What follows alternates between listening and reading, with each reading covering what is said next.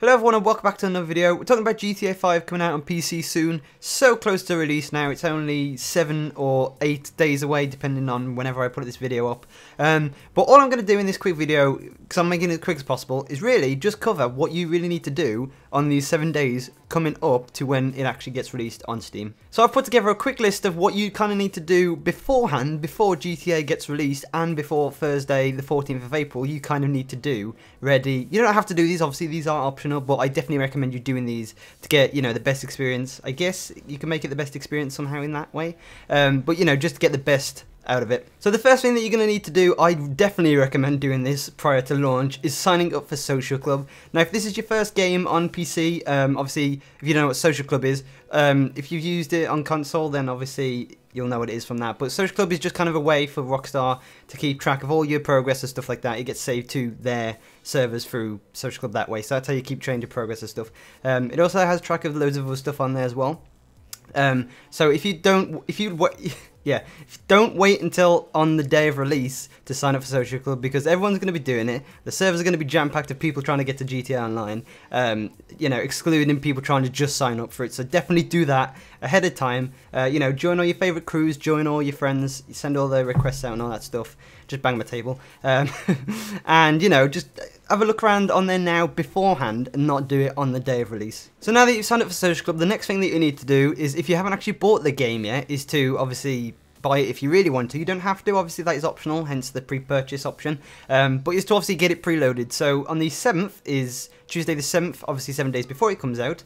I think that's when I may upload this, or a day earlier. Then, you know, that is when you can actually start the preload, which means obviously you can get that installed and downloaded, but obviously you cannot play it yet, because that is the idea of the word preload, which is to just load it and not actually play it yet. So there you go. So like I say, definitely get that done if you want to pre-purchase it. If you don't, what you can do obviously is wait until after release. You can obviously watch videos about people, like if you've got questions on performance and stuff like that, because GTA IV was questionable, you know, it wasn't the best, but still, then, you know, you can obviously wait and watch those videos as it comes out. I will definitely be doing some videos on the performance on that and stuff like that, so obviously you can keep an eye out for those when it does come out on the 14th. So the next thing I recommend you doing is, after you've done the preload, is to actually find out the time of release in your region. So we know what day it is. It's going to be April 14th. You know, but obviously because of different time zones, and the world is circle, which means it goes round. I'm not going to explain how time works, but you get the idea. You just want to find out what time it does come out in your region. If you know what time normally games come out in your region, then obviously that is good area. Then that is obviously good. The standard time for the UK, is what I do know, is normally 5 PM GMT. So if you want to convert time from that, I don't think it does work like that though. I think it gets released at a certain time, because I haven't actually done a preload before on Steam, so I don't actually know this off the top of my head. But I think it gradually gets released during, you know, the day.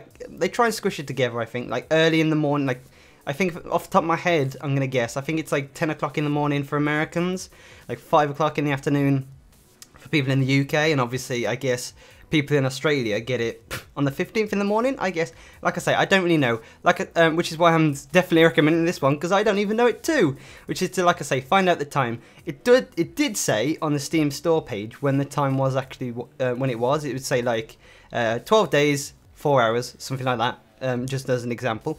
But I think that's now moved. I think as we get closer though to the release, then that will definitely possibly come back. So obviously keep your eye on that. But if you don't know, all you need to do is convert 5 PM GMT, which is UK time, well, obviously over time, but you know, it's the time zone for the UK, which is GMT. Convert 5 PM and possibly that might be yours, but like, that's why I'm saying definitely do this step. So there you go. So after that, what you want to do is you want to double check your system requirements, or if you haven't done that in the first place, single check your system requirements. And if you don't know how to actually look at the requirements already and actually compare them to the ones you have, there is an automatic way of doing this. So thank you to Rollosaurus on the GTA 5 PC subreddit for finding this out. But you can actually, I'm going to link the Reddit thread, and you can obviously read it from there and actually use it from there.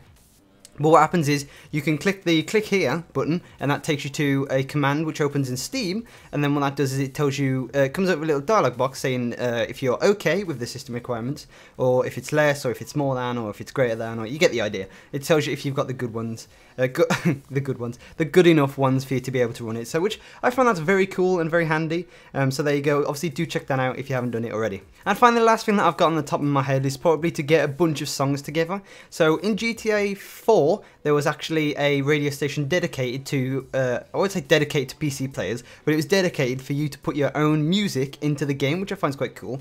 Now, there was a weird thing with it, which I'm not going to mention, but I don't know why I mentioned it anyway, but I'm going to use it. There was a thing where you could not use certain tracks, so obviously get the legal ones or something like that.